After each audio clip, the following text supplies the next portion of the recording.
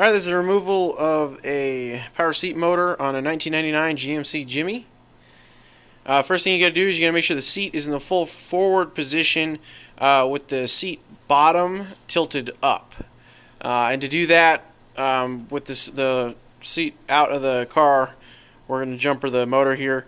You gotta make sure that the plug is unplugged off, or both plugs are unplugged off the motor.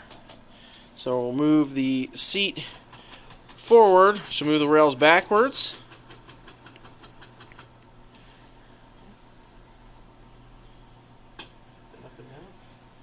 And then we'll tilt the seat bottom up.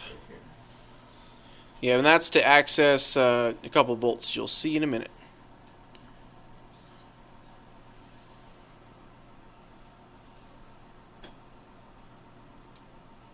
You just had it. There we go.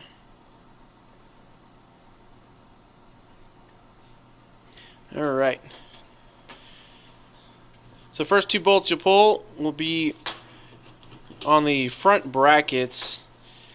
They bolt through the black channel and into a little piece that rides on the drive screws. Once you pull that off on either side, the black channel can move independently, and you'll be able to pull the drive screws out the front of the aluminum channel. After that, you've got two bolts that bolt.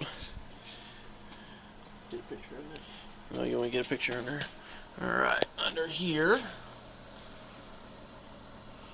That's what attaches your little transmission gear case there to the extruded aluminum. Once you get those off,